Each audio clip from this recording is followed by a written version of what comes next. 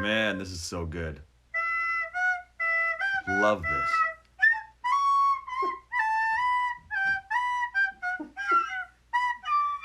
Man, this music slaps. Music rocks.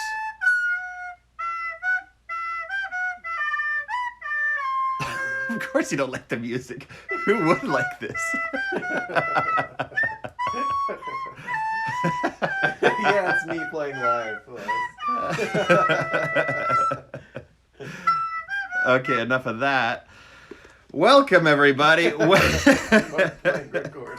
Welcome to Conk's Corner with John Reedsley, a.k.a. John Voth. That's me. My name is John. I've got Mark over there. He is Harry Potter advisor. This is Dexter. I'm reading Harry Potter every day for 1 hour, just because it can take people's minds off everything. I've never read the books. I've only seen 2 or 3 of the movies. Don't remember anything from them. I read all the comments, so please, no spoilers, nothing. No spoilers, no hints, no comments about what might be coming up or what you like about what's coming up. I'll leave a little session at the end to interact with you, a little 5 minutes at the end. And I save all of this on, hi Heather, on YouTube, so you can catch up there. Every night I upload the recent episode on there. And that's it, really. That is it. We can get started right away. The last session was fun and complicated because there were a ton of different voices and new voices. Lockhart is my current favorite guy to do, the current voice to do. I don't know who was first. Let me see. Hi, Elijah. It was Tilly. It was Tilly. Tilly was first. Sorry about that. Elijah, hello. Okay, so where were we? Oh yeah, they just all had a fight. Oh, they were practicing on the Quidditch. What do you call that? Quidditch court? Quidditch field? The Quidditch pitch. Quidditch pitch.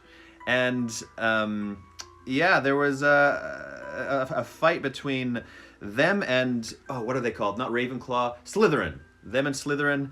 And yeah, that happened. And Ron shot himself in the gut and had bugs come out of his mouth. Slugs and bugs. Okay, let's see here. We better get to Hagrid's is nearest. Okay, yeah, they were dragging him towards Hagrid's house to try and heal this thing that happened to them.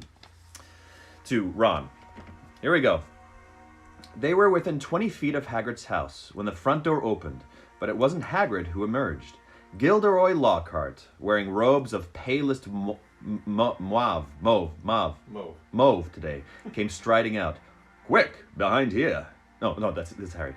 Quick, behind here, Harry hissed, dragging Ron behind a nearby bush. Hermione followed, somewhat reluctantly. It's a simple matter if you know what you're doing, Lockhart was saying loudly to Hagrid. If you need help, you know where I am. I'll let you have a copy of my book. I'm surprised you haven't already got one. I'll sign one tonight and send it over. Well, goodbye! And he strode away towards the castle. Harry waited until Lockhart was out of sight, then pulled Ron out of the bush and up to Hagrid's front door. They knocked urgently. Hagrid appeared at once, looking very grumpy, but his expression brightened when he saw who it was.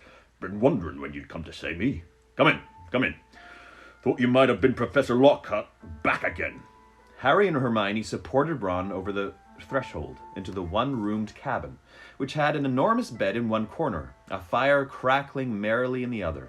Hagrid didn't seem perturbed by Ron's slug problem, which Harry hastily explained as he lowered Ron into a chair. Better out than in, he said cheerfully, plonking a large copper basin in front of him. Get 'em all up, Ron. I don't think there's anything to do except wait for it to stop. I don't think there's anything to do except wait for it to stop, said Hermione anxiously, watching Ron bend over the basin. That's a difficult curse to work at the best of times, but with a broken wand. Hagrid was bustling around, making them tea. His boarhound, Fang, was slobbering over Harry. What did Lockhart want with you, Hagrid? Harry asked, scratching Fang's ears. Giving me advice on getting kelpies out of a well. growled Hagrid, moving a half-plucked rooster off his scrubbed table and setting down the teapot. "Like I don't know. And banging on about some banshee he banished. If one word of it was true, I'll eat my kettle." It was most unlike Hagrid to criticize a Hogwarts teacher, and Harry looked at him in surprise.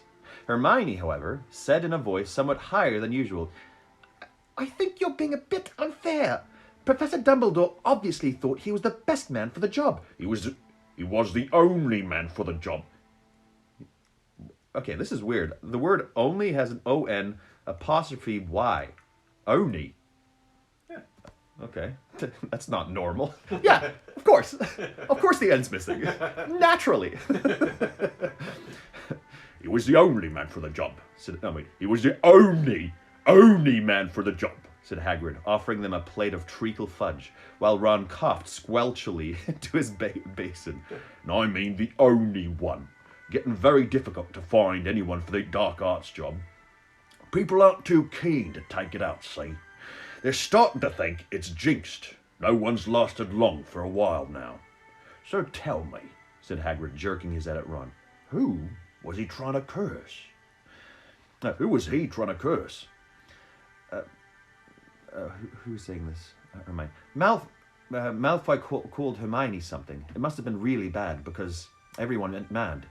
It was bad, said Ron hoarsely, emerging over the tabletop looking pale and sweaty.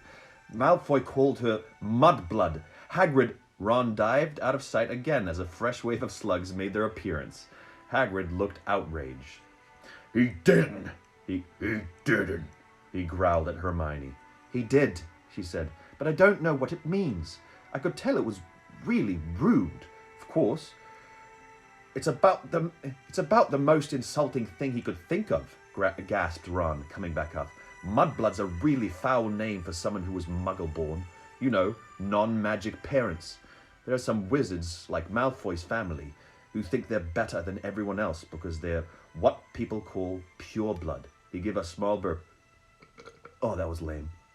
And a single slug fell into his outstretched hand. He threw it into the basin and continued. I mean, the rest of us know it doesn't make any difference at all. Look at Neville Longbottom. He's pure blood, and he can hardly stand a cauldron the right way up.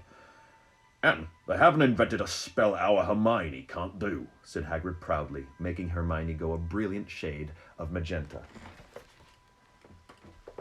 Gotta drink some water. Gotta hydrate. Okay.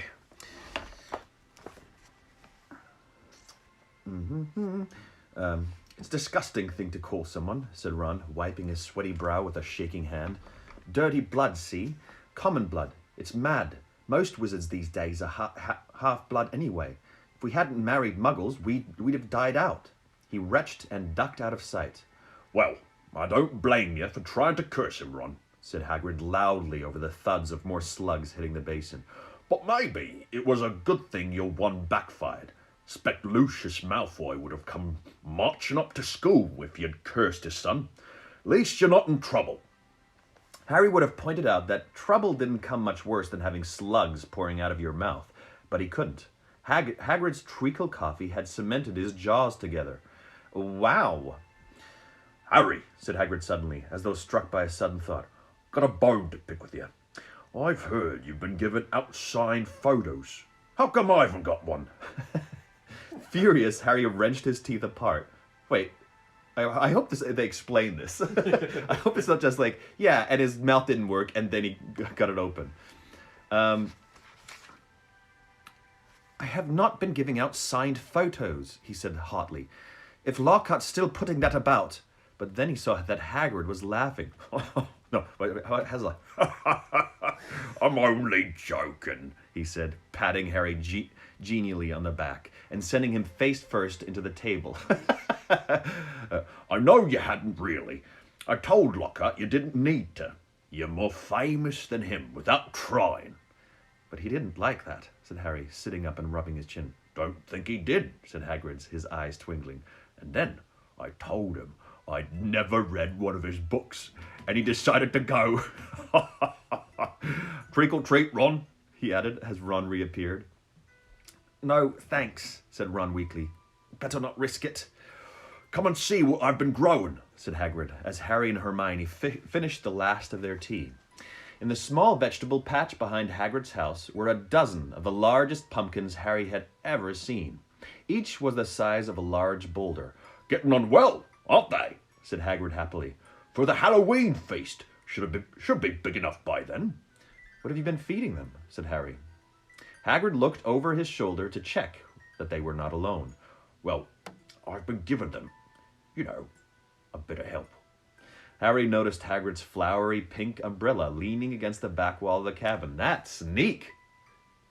Harry had no reason. Harry had reason.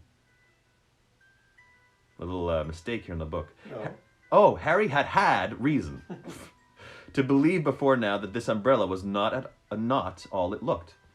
In fact, he had the strong impression that Hagrid's old school wand was concealed inside it.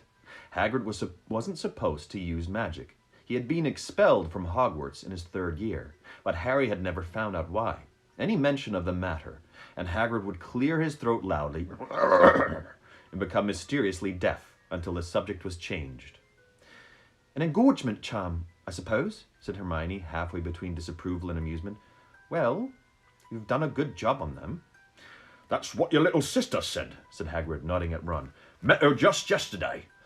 Hagrid looked sideways at Harry, his beard twitching. Said she was just looking round the grounds, but I reckon she was hoping she might run into someone else at my house. He winked at Harry. If you ask me, she wouldn't say no to a sight. Oh, shut up, said Harry. Ron snorted with laughter, and the ground was sprayed with slugs. Oh, it is water in the mug. It's water. Watch it, Hagrid roared, pulling Ron away from his precious pumpkins. It was nearly lunchtime, and as Harry had only had one bit of treacle fudge since dawn, he was keen to go back to school to eat. They said goodbye to Hagrid and walked back up to the castle, Ron hiccuping occasionally, but only bringing up 2 very small slugs. They had barely set foot in the cool entrance hall. Oh, I thought they were saying, like, it was so cool, that entrance hall. They had barely set foot in the cool entrance hall when a voice rang out. There you are, Potter, Weasley. Professor McGonagall was walking towards them, looking stern. You will both do your detentions this evening.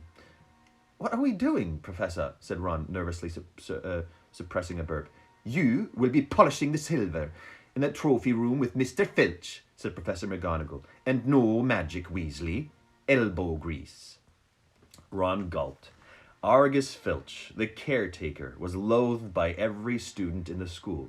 And you, Potter, will be helping Professor Lockhart answer his fan mail, said Professor McGonagall. That's the worst job. That's even worse. It's way worse. Oh, no. Can't I go and do the trophy room too? Said Harry desperately. Certainly not, said Professor McGonagall, raising her eyebrows. Professor Lockhart requested you particularly.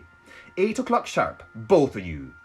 Harry and Ron slouched into the great hall in states of deepest gloom, Hermione behind them, wearing a, well, you did break the school rules sort of expression. Harry didn't fancy his shepherd's pie as much as he'd thought. Both he and Ron felt they'd got the worst deal. Filch will have me there all night, said Ron heavily. No magic. There must be about 100 cups in that room. I'm no good at muggle cleaning.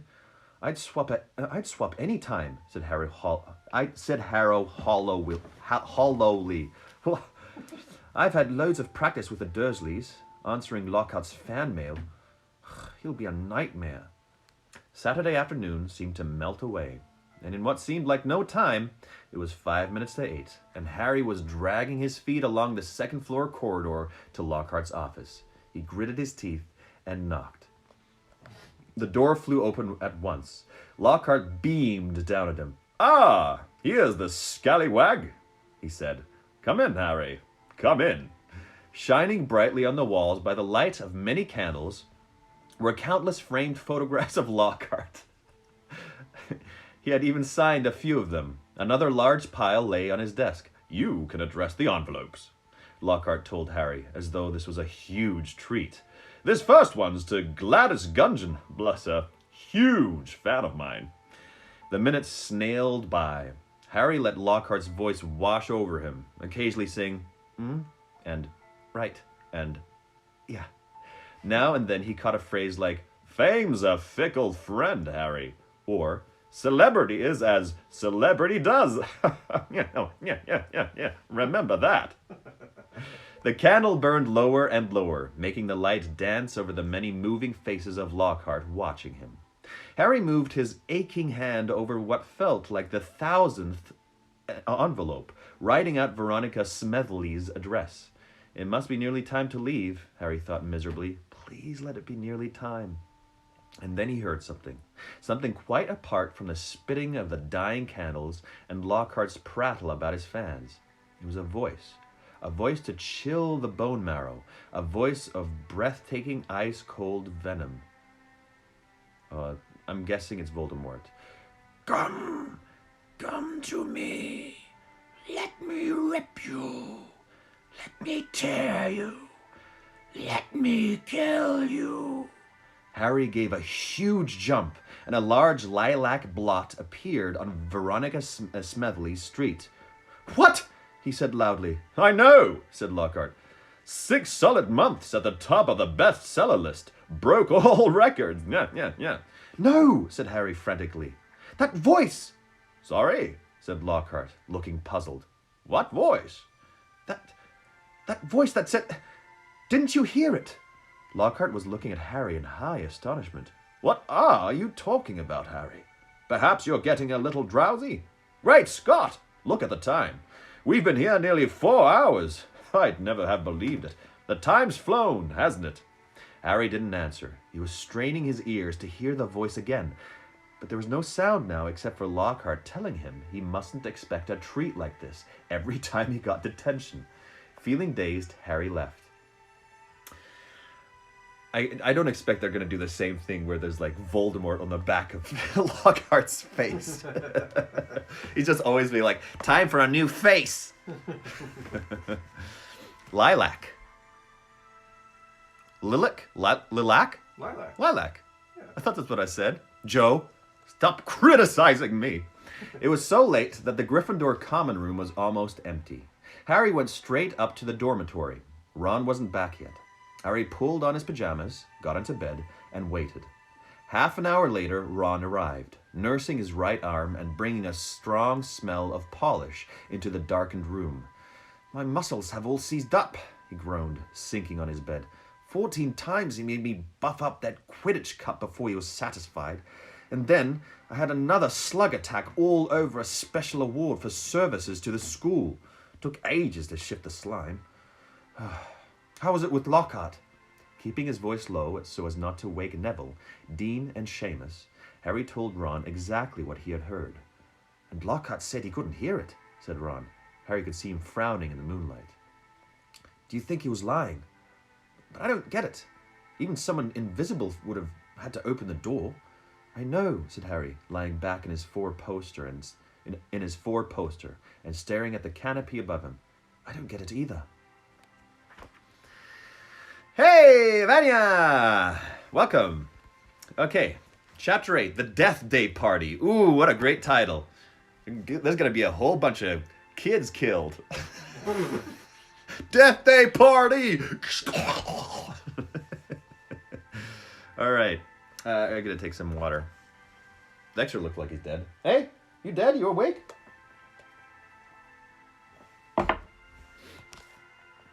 October arrived, spreading a damp chill over the grounds and into the castle. Madame Pomfrey, the matron, was kept busy by a sudden spat of clouds among the staff and students. Her pepper-up potion was worked instantly, though it left the drinkers smoking at the ears for several hours afterwards. Ginny Weasley, who had been looking peaky, was bullied into taking some by Percy. The steam pouring from under her vivid hair gave the impression that her whole head was on fire. Raindrops the size of bullets thundered on the castle windows for days on end. The lake rose, the flower beds turned into muddy streams, and Hagrid's pumpkins swelled to the size of garden sheds. Oliver Wood's enthusiasm for regular training sessions, however, was not dampened. which was why Harry was to be found late one stormy Saturday afternoon, a few days before Halloween, returning to Gryffindor Tower, drenched to the skin and splattered with mud. Even aside from the rain and wind, it hadn't been a happy practice session. Fred and George, who had been spying on the Slytherin team, had seen for themselves the speed of those new Nimbus 2001s. They reported that the Slytherin team were no more than 7 greenish blurs shooting through the air like jump jets. As Harry squelched along the desert corridor, he came across somebody who looked just as preoccupied as he was.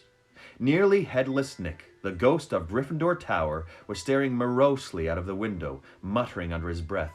Oh gosh, I don't even remember this voice. What's a quick description of him?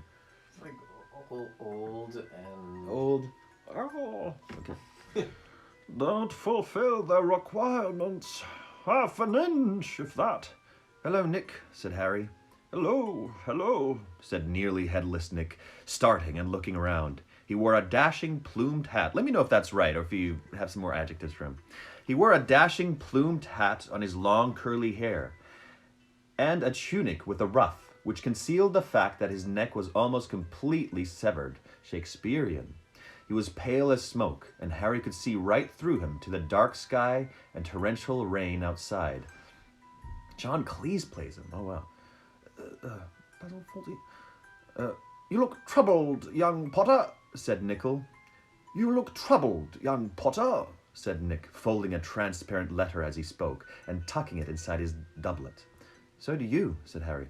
Ah, nearly headless Nick waved an elegant hand.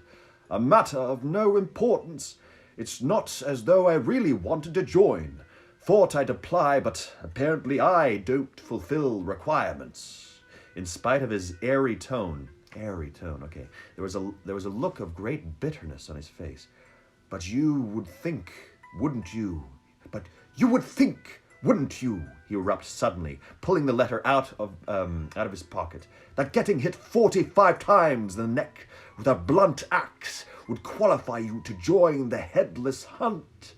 Oh, yes, said Harry, who was obviously supposed to agree. Yeah, sounding a bit like Dumbledore.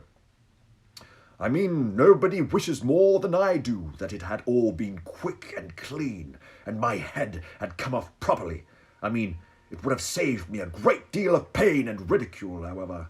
Nearly headless Nick shook his letter open and read furiously. We can only accept huntsmen whose heads have parted company with their bodies. You will appreciate that it would be impossible otherwise for members to participate in hunt activities such as horseback, head juggling, and head polo. Less strained, more casual and sophisticated. Okay, thank you. Head polo. It is with the greatest regret, therefore, that I must inform you that you do not fulfill our requirements. With very best wishes, Sir Patrick Delaney Podmore. Fuming, nearly headless Nick stuffed the letter away. Half an inch of skin and sinew holding my neck on, Harry. Most people would think that's good and beheaded, but oh no. Most people would think that's good and beheaded, but oh no. It's not enough for Sir properly decapitated Podmore. Nearly headless Nick took several deep breaths, and then said in a far calmer tone, So, what's bothering you?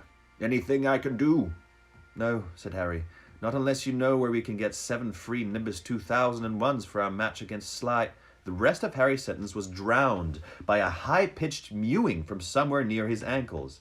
He looked down and found himself gazing into a pair of lamp-like yellow eyes. It was Mrs. Norris. The skeletal grey cat who was used by the caretaker, Argus Filch, as a sort of deputy in his endless battle against students. Okay, the same one. You'd better get out of here, Harry, said Nick quickly. Filch isn't in a good mood. He's got flu, and some third years accidentally plastered frog brains all over the ceiling in Dungeon 5. He's been cleaning all morning, and if he sees you dripping mud all over the place... Right, said Harry, backing away from the accusing stare of Mrs. Norris, but not quick enough. Drawn to the spot by the mysterious power that seemed to connect him with his foul cat, Argus Filch burst suddenly through a tapestry to Harry's right, wheezing and looking wildly about for the rule breaker. There was a thick tartan scarf bound around his head, and his nose was unusually purple. Filth! He shouted, his jowls quivering. Filth! He shouted, his jowls a quiver, his eyes popping alarmingly as he pointed at the muddy puddle that had dripped from Harry's Quidditch robes. Mess and muck everywhere. I've had enough of it, I tell you. Follow me, Potter. So Harry waved a gloomy goodbye to nearly headless Nick, and followed Filch back downstairs, doubling the number of muddy footprints on the floor. Harry had never been inside Filch's office before. It was a place most students avoided. The room was dingy and windowless, lit by a single oil lamp dangling from the low ceiling. A faint smell of fried fish lingered about the place. Wooden filing cabinets stood around the walls. From their labels, Harry could see that they contained details of every pupil Filch had ever punished. So proud of it. Fred and George Weasley had an entire drawer to themselves. A highly polished collection of chains and manacles hung on the wall behind Filch's desk. It was common knowledge that he was always begging Dumbledore to let him suspend students by their ankles from the ceiling. This guy would, torture the kids if he could. Ach, auch sehr schön, Hollow Man. There's a German friend on here. Filch grabbed a quill from a pot on his desk and began shuffling around looking for parchment. Done, he muttered furiously. Great sizzling dragon bogies. Frog brains, rat intestines. I've had enough of it. Make an example. Where's the form? Yes!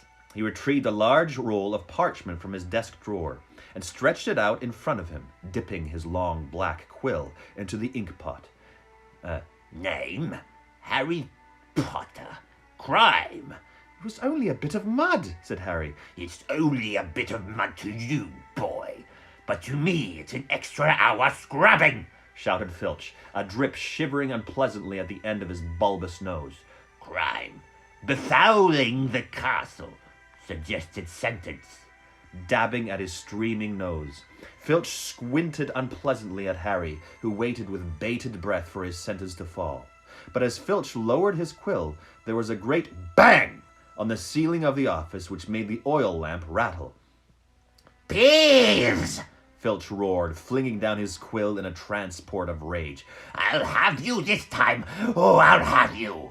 And without a backwards glance at Harry, Filch ran flat-footed from the office, Mrs. Norris streaking alongside him.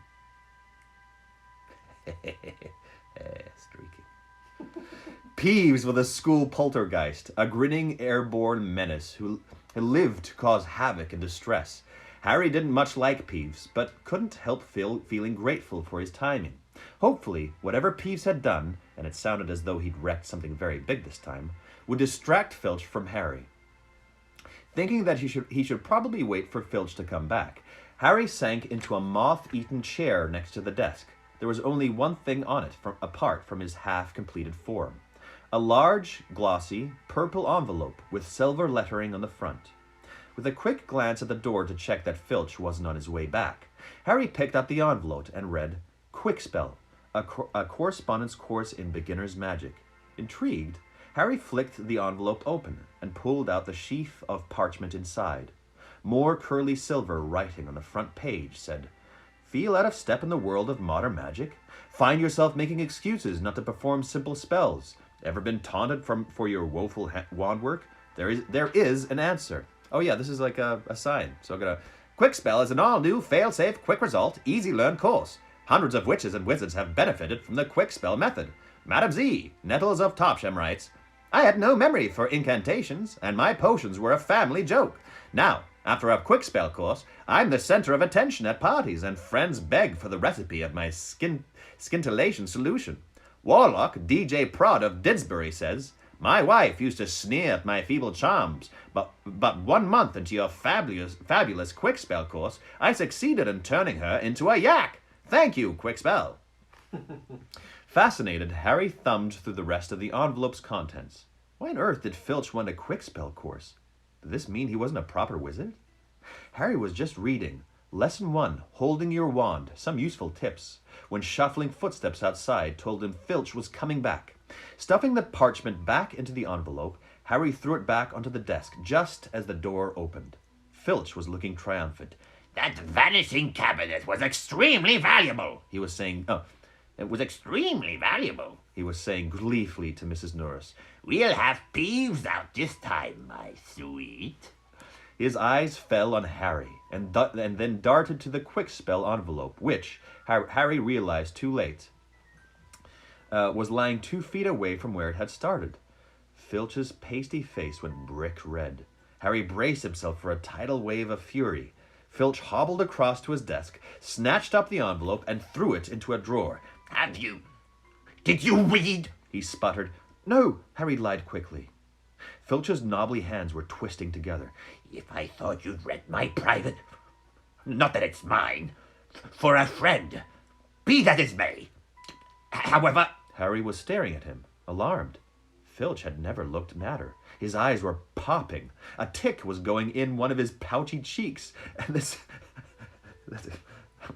the tartan scarf didn't help. very well. Go, and don't breathe a word. Not that, however, if you didn't read... Go now. I have to write a Peeves report. Go. Amazed at his luck, Harry sped out of the office, up the corridor, and back upstairs. To escape from Filch's office without punishment was probably some kind of school record. Harry! Did it work? Nearly headless Nick came gliding out of a classroom. Behind him, Harry could see the wreckage of a large black and gold cabinet, which appeared to have been dropped from a great height. I persuaded Peeves to crash it right over Filch's office. What's his voice again? I persuaded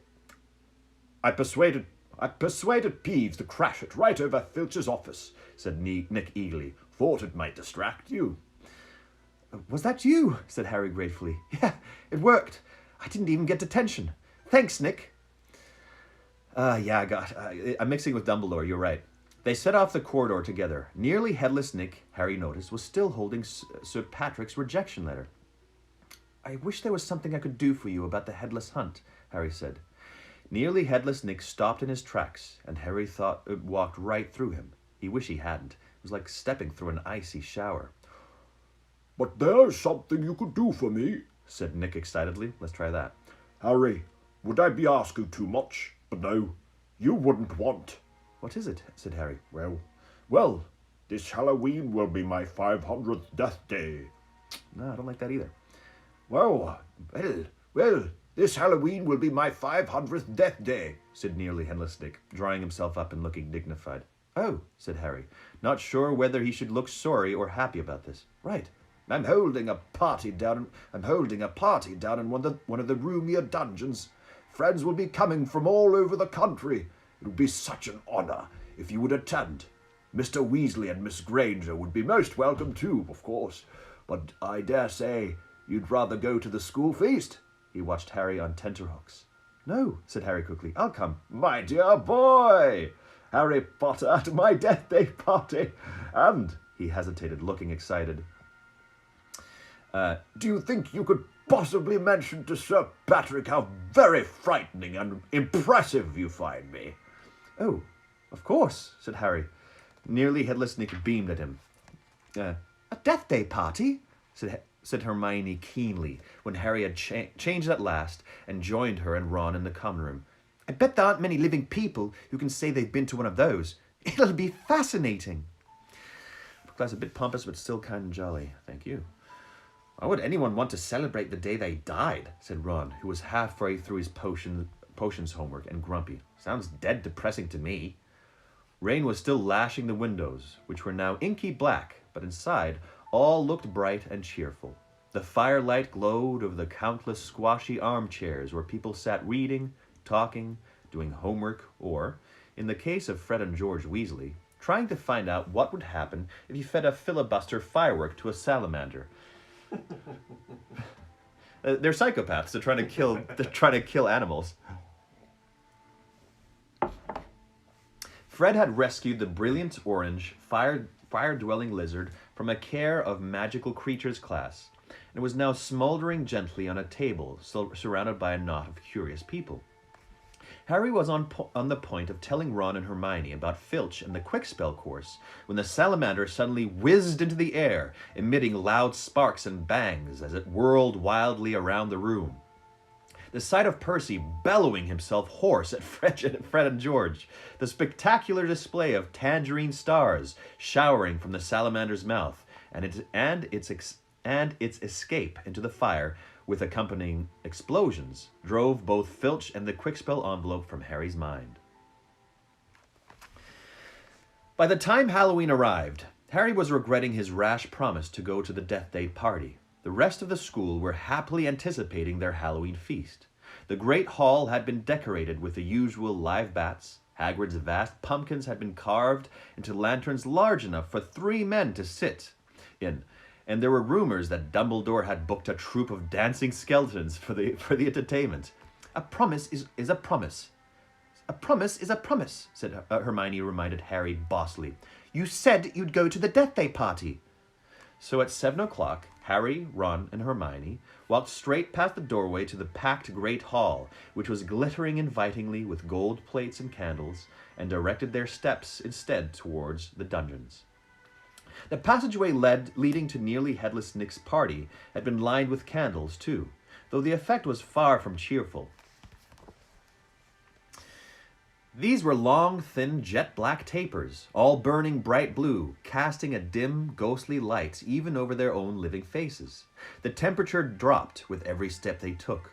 As Harry shivered and drew his robes tightly around him, he heard what sounded like 1,000 fingernails scraping an enormous blackboard. Is that supposed to be music? Ron whispered. They turned a corner and saw Nearly Headless Nick standing at a doorway hung with black velvet drapes. My dear friends, he said. My dear friends, he said mournfully. Welcome, welcome. Pleased you could come. He swept off his plumed hat and bowed them inside. It was an incredible sight. The dungeon was full of hundreds of pearly white, translucent people, mostly drifting around a crowded dance floor, waltzing to the dreadful, quavering sound of 30 musical saws, played by an orchestra on a black-draped platform. A chandelier overhead blazed midnight blue with 1,000 more black candles. Their breath rose in a mist before them. It was like stepping into a freezer. Shall we have a look around? Harry suggested, wanting to warm up his feet. Careful not to walk through anyone, said Ron nervously, as they set off around the edge of the dance floor. They passed a group of gloomy nuns, a ragged man wearing chains, and the fat friar, a cheerful Hufflepuff ghost, who was talking to a knight with an arrow sticking out of his forehead. Harry wasn't surprised to see that the Bloody Baron, a gaunt, staring Slytherin, ghost covered in silver bloodstains, was being given a wide berth by the other ghosts. Oh no, said Hermione, stopping abruptly. Turn back! Turn back! I don't want to talk to Moaning Myrtle. Who? Said Harry, as they backtracked quickly. She haunts the girls' toilets on the first floor, said Hermione. She haunts a toilet? Better make sure you're pooping properly. Yes, it's been out of order all year because she keeps having tantrums and flooding the place. I never went in there anyway, if I could avoid it. It's awful trying to go to the loo with her wailing at you. Make sure you flush afterwards. Look, food, said Ron. On the other side of the dungeon was a long table, also covered in black velvet. They approached it eagerly, but next moment had stopped in their tracks, horrified. The smell was quite disgusting. Large, rotten fish were laid on handsome silver platters. Cakes, burned charcoal black, were heaped on salvers. There was a great maggoty haggis, a slab of cheese covered in furry green mold, and, in pride of place, an enormous grey cake in the shape of a tombstone, with tar-like icing forming the words, Sir Nicholas de Mimsy Porpington, died 31st October, 1492. Okay, so when you become a ghost, you just forget what you loved in real life, and you're like, yeah, love eating death. Basically. Wash your hands. Yeah, wash your hands. Pootergeist! That's so good. Timon, that's so good. Harry watched, amazed, as a portly ghost approached the table, crouched low, and walked through it, his mouth held wide so that it passed through one of the stinking salmon. I want to do that so bad. Oh! Can you taste it if you walk through it? Harry asked him. Oh, almost. said the ghost sadly, and he drifted away. I expect they've let it rot to give it a stronger flavor, said Hermione, knowledgeably, pinching her nose and leaning closer to look at the putrid Hagrid. Hagrid's just lying there. Haggis. Can we move? I feel sick, said Ron. They had barely turned around, however, when a little man swooped suddenly from under the table and came to a halt in midair before them. Hello, Peeves, said Harry cautiously. Unlike the ghosts around them, Peeves the poltergeist was the very reverse of pale and transparent. He was wearing a bright orange party hat, a revolving bow tie, and a broad grin on his wide, wicked face. Nibbles? He said sweetly, offering them a bowl of peanuts covered in fungus. No thanks, said Hermione. Heard you talking about poor Myrtle, said Weaves, his eyes dancing. Rude you were about poor Myrtle. He took a deep breath and bellowed, Oi! Myrtle! I love this guy. I love Peeves. Got your cock! Oh no, Peeves! Don't tell her what I said. She'll be really upset. Hermione whispered frantically. I didn't mean it. I don't mind her. Hello, Myrtle? The squat ghost of a girl had glided over. She had the glummest face Harry had ever seen, half hidden behind lank hair and thick, pearly spectacles. What? She said sulkily. How are you, Myrtle? Said Hermione in a falsely bright voice. It's nice to see you out of the toilet. Myrtle sniffled. Miss Granger was just talking about you, said Peeves slyly in Myrtle's ear. Just saying, how nice you look tonight, said Hermione, glaring at Peeves. Myrtle eyed Hermione suspiciously. You're making fun of me, she said, silver tears welling rapidly in her small, see-through eyes.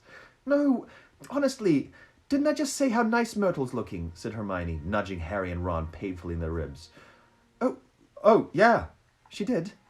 Don't lie to me, Myrtle gasped, tears now flooding down her face. Oh, I feel so bad for her already. High-pitched moany voice, wailing. Oh, okay. While Peeves chuckled happily over her shoulder. Do you think I don't know what people call me behind my back? Fat Myrtle! Ugly Myrtle! Miserably moaning, moping Myrtle! You missed out, Spotty! Peeves hissed in her ear. Moaning Myrtle burst into anguished sobs and fled from the dungeon. Peeves shot after her, pelting her with moldy peanuts, yelling, oh my gosh. Pelting her with moldy peanuts, yelling, Spotty! Spotty! Oh dear, said Hermione sadly. Nearly headless Nick now drifted towards them through the crowd. What was his voice? Oh gosh. Oh yeah. Enjoying yourselves. Oh, yes, they lied. Not a bad turnout, said nearly headless Nick proudly. The Wailing Widow came all the way back from Kent. It's nearly time for my speech. I'd better go and warn the orchestra. Worst teenage girl you've ever heard, whiny pathetic. Okay. The orchestra, however, stopped playing at that very moment. They and everyone else in the dungeon fell silent, looking around in excitement as a hunting horn sounded. Oh, here we go, said nearly headless Nick bitterly. Through the dungeon wall burst a dozen ghost horses, each ridden by a headless horseman. The assembly clapped wildly. Harry started to clap too, but stopped quickly at the sight of Nick's face. The horses... Did you hear that? Yeah. He just yawned. The horses galloped into the middle of the dance floor and halted, rearing and plunging, a large ghost at the front. Give me some adjectives for this ghost who's obviously going to speak. Whose bearded head was under his arm. Woo! Blowing the horn, leapt down, lifted his head high in the air so he could see over the crowd. Everyone laughed. Oh, that's awesome. And strode over to nearly headless Nick, squashing his head back onto his neck. What's this guy? Nick, he roared. How are you? Head still hanging in there. He gave a hearty guffaw and clapped nearly headless Nick on the shoulder. Welcome, Patrick, said Nick stiffly. Lemons, said Sir Patrick, spotting Harry, Ron and Hermione, and giving a huge fake jump of astonishment so that his head fell off again. The crowd howled with laughter. Very amusing, said nearly headless Nick darkly. Don't mind Nick, Shouted Sir Patrick's head from the floor. Still upset we won't let him join the hunt. But I mean to say, look at that fellow. I think, said Harry hurriedly at a meaningful look from Nick. Nick's very frightening and, Ha! yelled Sir Patrick's head. Bet he asked you to say that. If I could have everyone's attention, it's time for my speech, said nearly headless Nick loudly, striding towards the podium and climbing into an icy blue spotlight. My late lamented lords, ladies and gentlemen, it is my great sorrow... But nobody heard much more. Sir Patrick and the rest of the headless hunt had just started a game of head hockey, and the crowd were turning to watch. Nearly headless Nick tried vainly to recapture his audience, but gave up as Sir Patrick's head went sailing past him to loud cheers. Harry was very cold by now, not to mention hungry. I can't stand much more of this, Ron muttered, his teeth chattering as the orchestra ground back into action and the ghosts swept back onto the dance floor. Let's go, Harry agreed. They backed towards the door, nodding and beaming at anyone who looked at them. And a minute later, we're hurrying back up the passageway, full of black candles. Pudding might not be finished yet, said Ron hopefully, leading the way towards the step toward the entrance hall. And then Harry heard it. Rip, tear, kill. It was the same voice, the same cold, murderous voice he had heard in Lockhart's office. He stumbled to a halt, clutching at the stone wall, listening with all his might, looking around, squinting up and down the dimly lit passageway. Harry, what are you... It's that voice again. Shut up for a minute. So hungry. For so long. Listen, said Harry urgently, and Ron and Hermione froze, watching him. Kill. Time to kill. The voice was growing fainter. Harry was sure it was moving away, moving upwards. A mixture of fear and excitement gripped him as he stared at the dark ceiling. How could it be moving upwards? Was it a phantom to whom stone ceilings didn't matter? This way, he shouted, and began to run up the stairs, into the entrance hall. It was no good hoping to hear anything here. The babble of talk from the Halloween feast was echoing out of the great hall. Harry sprinted up the marble staircase to the first floor, Ron and Hermione clattering behind him. Harry, what are we... Shh! Harry strained his ears. Distantly, from the floor above, and growing fainter still, he heard the voice. I smell blood. I smell blood. His stomach lurched. It's going to kill someone, he shouted, and ignoring Ron and Hermione's bewildered faces, he ran up the next flight of stairs, 3 at a time, trying to listen over his own pounding footsteps. Harry hurtled around the whole of the second floor, Ron and Hermione panting behind him, not stopping until they turned a corner into the last deserted passage. Harry, what was that all about? Said Ron, wiping sweat off his face. I couldn't hear anything. But Hermione gave a sudden gasp, pointing down the corridor. Look! Something was shining on the wall ahead. They approached, slowly, squinting through the darkness. Foot-high words had been daubed on the wall between 2 windows, shimmering In the light cast by the flaming torches, this is what it says, the chamber of secrets has been opened. Enemies of the air, beware. What's that thing hanging underneath? Said Ron, a slight quiver in his voice. As they edged nearer, Harry almost slipped over. There was a large puddle of water on the floor. Ron and Hermione grabbed him, and they inched towards the message, eyes fixed on a dark shadow beneath it. All three of them realized what it was at once, and leapt backwards with a splash. Mrs. Norris, the caretaker's cat, was hanging by her tail from the torch bracket. She was stiff as a board, her eyes wide and staring. "Oh, damn! Mrs. Norris is dead!" Which I'm kind of happy about. I don't like that cat, or that she's called Mrs. Norris. Whoa, that's still crazy. For a few seconds, they didn't move. Then Ron said, "Let's get out of here." "Shouldn't we try and help?" Harry began awkwardly. "Trust me," said Ron. "We don't want to be found here." But it was too late. A rumble, as though of distant thunder, told them that the feast had just ended. From either end of the corridor where they stood came the sound of hundreds of feet climbing the stairs and the loud, happy talk of well-fed people. Next moment, students were crashing into the passage from both ends. The chatter, the bustle, the noise died suddenly as the people in front spotted the hanging cat.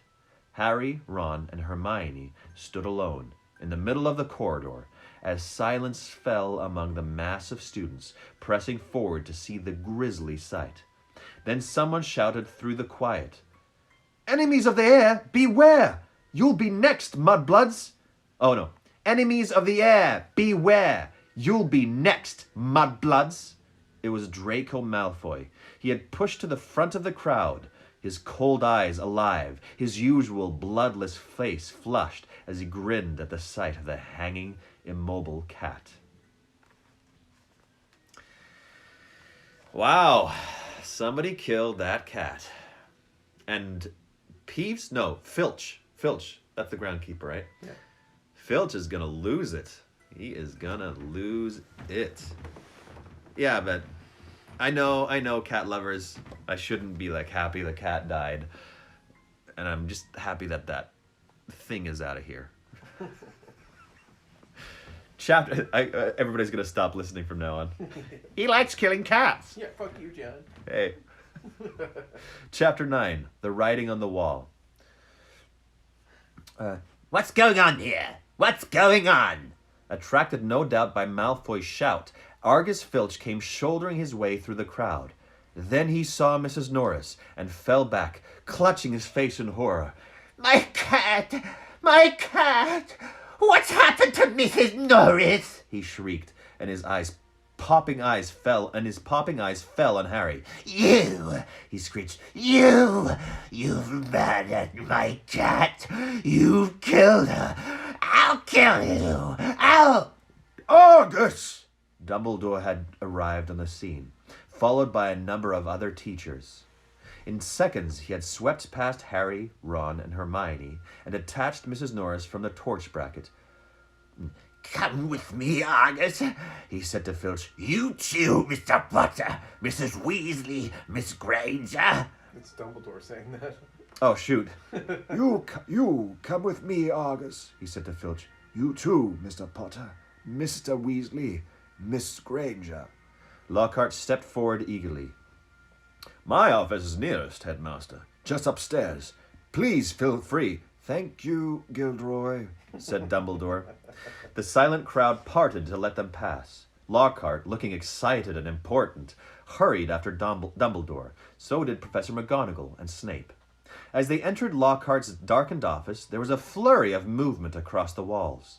Harry saw several of the Lockharts in the pictures dodging out of sight, their hair in rollers. Okay, now that's an added detail. They have a daily routine. They live in a picture and they have a daily routine.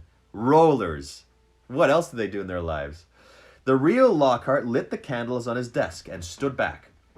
Dumbledore laid Mrs. Norris on the polished surface and began to examine her. Harry, Ron, and Hermione exchanged tense looks and sank into chairs outside the pool of candlelight, watching. The tip of Dumbledore's long, crooked nose was barely an inch from Mrs. Norris' fur. He was looking at her closely through his half-moon spectacles, his long fingers gently prodding and poking. Professor McGonagall was bent almost as close. Her eyes narrowed. Snape loomed behind them, half in shadow, wearing the most peculiar expression. It was as though he was trying hard not to smile. Oh, and Lockhart was hovering around all of them, making suggestions. Who's saying this? Oh, this is Lockhart. It was definitely a curse that killed her. Probably the transmogrifian torture. I've seen it used many times. So unlucky I wasn't there. I know the very counter curse that would have saved her. Lockhart's comments were punctuated by Filch's dry, racking sobs. He was slumped in a chair by the desk, unable to look at Mrs. Norris, his face in his hands. I do feel bad for him. Much as he detested Filch, Harry couldn't help feeling a bit sorry for him, though not nearly as sorry as he felt for himself.